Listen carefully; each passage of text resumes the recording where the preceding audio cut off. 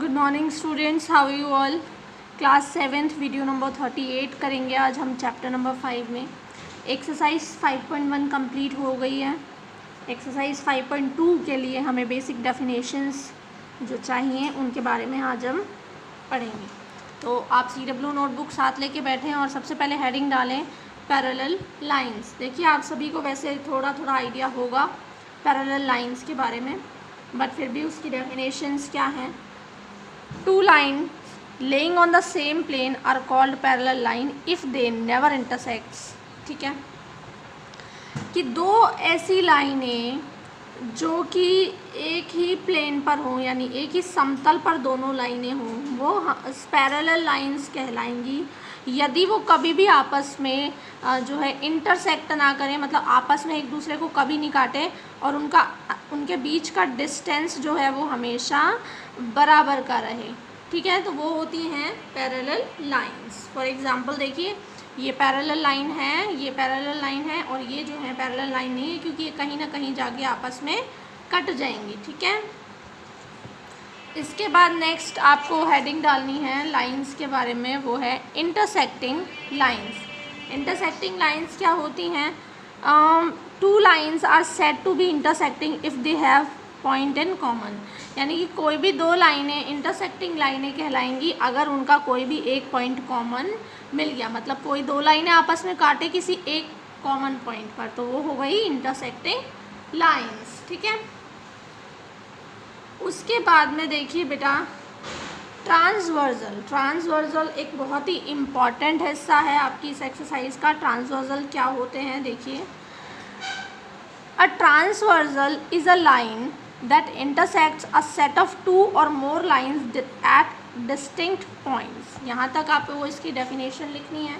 अब मैं आपको बताती हूँ क्या मतलब है इसका, कि कोई दो लाइनें हैं, अब कोई तीसरी लाइन ऐसी आती है जो उन दोनों लाइनों को इंटरसेक्ट करे और दोनों लाइनों को अलग अलग पॉइंट पर इंटरसेक्ट करे। देखिए ये जो तीसरी लाइन आई है, ये तीसरी लाइन इस वाली P वाली लाइन को तो A पर और Q वाली लाइन को B पर इंटरसेक्ट कर रही है, अलग अलग पॉइंट पर इंटरसेक्ट कर रही है, इसलिए ये लाइन जो है ना, इसे हम कहेंगे ट्रांसवर्सल।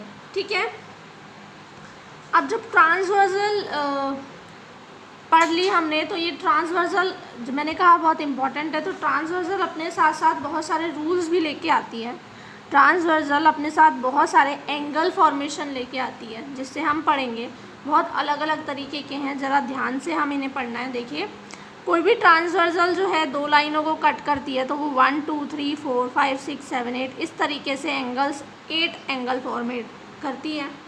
अब आपको इन एंगल्स के बारे में बहुत सारी स्पेसिफिक बातें हैं जो पता होनी चाहिए। तो देखिए इनके बारे में अब आपको यहाँ से लिखना नहीं है, समझना है बेसिक चीज़ें, या फिर आप इन्हें लिख भी सकते हैं, लेकिन जितना मैं अंडरलाइन आपके लिए करूँगी आपको सिर्फ उतना लिखना है। और अभी आप ट्रांसवर्सल तो रहने दीजिए, जब मैं पैरेलल लाइंस बोलूँगी तब आप वो नोट कीजिएगा, ये आप नोट नहीं करें। ठीक है, इंटीरियर एंगल्स के बारे में देखते हैं सबसे पहले, कि ट्रांसवर्सल अगर कट करती है तो इंटीरियर एंगल कौन से होते हैं। बेटा आप देखिए अंदर के कौन एंगल कौन से हैं, 3 4 5 6 ये अंदर के हैं। ठीक है, तो all the angles which have the line segments PQ on as और one arm as known as interior angle, they lie between two lines. इतना सब आपको समझने की कोई ज़रूरत नहीं है, आप सिर्फ इतना देखिए, इन दोनों लाइनों के अंदर की तरफ जो एंगल है 3 4 5 6 ये इंटीरियर एंगल होंगे, और इन दोनों ही लाइनों में बाहर की तरफ जो एंगल है 1 2 8 और 7 है ना, ये क्या होंगे? Exterior angle. 1 2 7 8 ये क्या है? एक्सटीरियर एंगल्स हैं।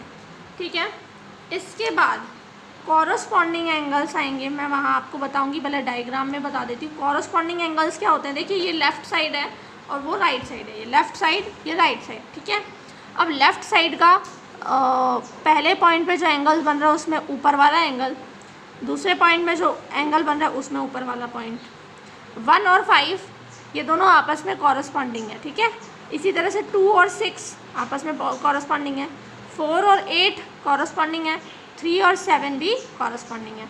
ठीक है, इस तरीके से आप इसे कॉरस्पॉन्डिंग बिहेव यहाँ पर दिखा सकते हैं कि कॉरस्पॉन्डिंग एंगल क्या होते हैं।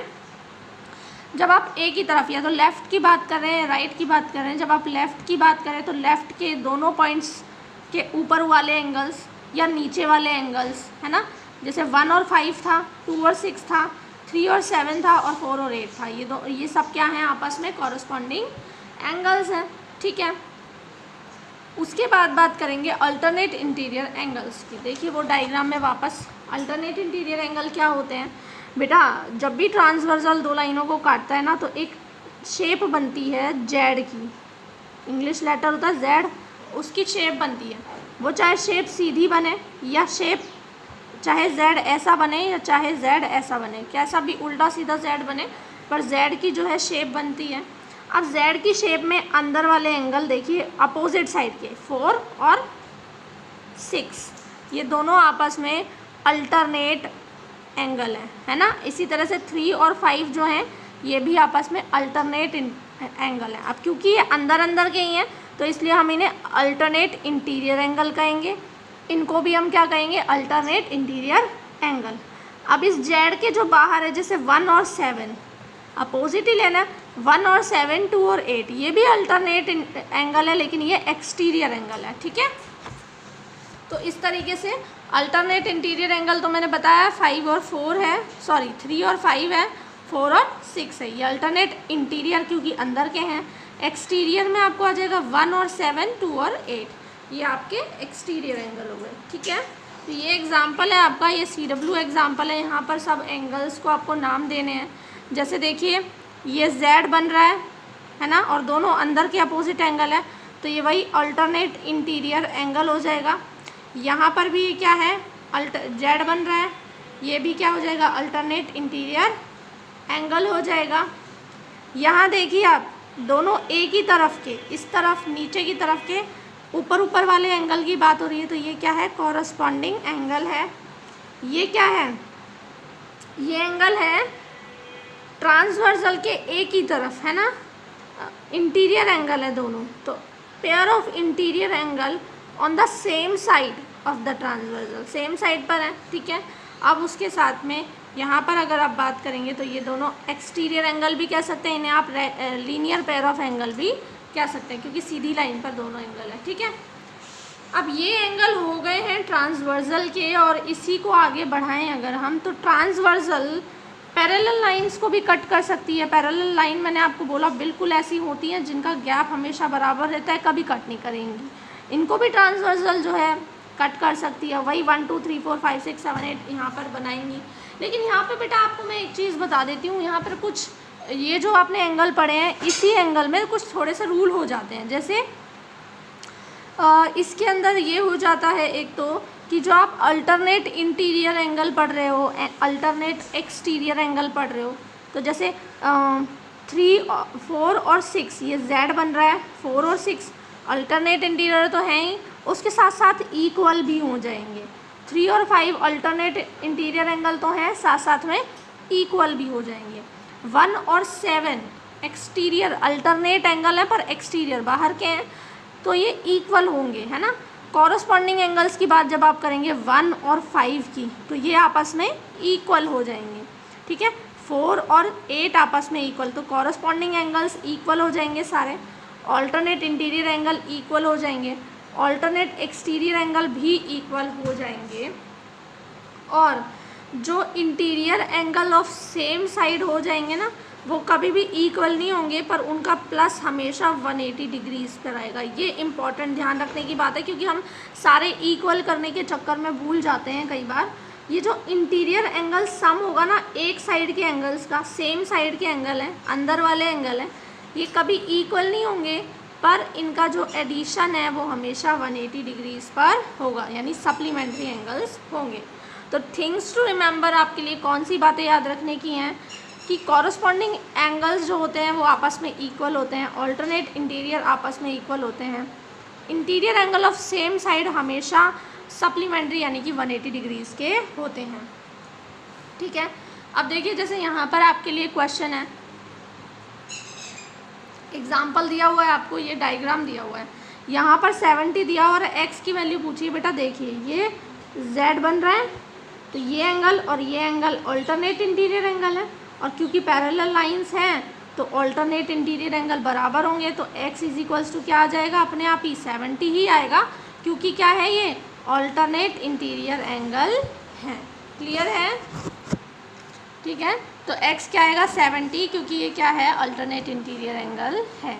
ठीक है, इसके बाद में आप देखिए सेकंड क्वेश्चन आपको दिया है, और सेकंड क्वेश्चन में यहाँ पे आपसे पूछा है कि P and Q are two lines, P और Q दो लाइन है, R जो है इसका ट्रांसवर्सल है, काट रही है दोनों लाइन को।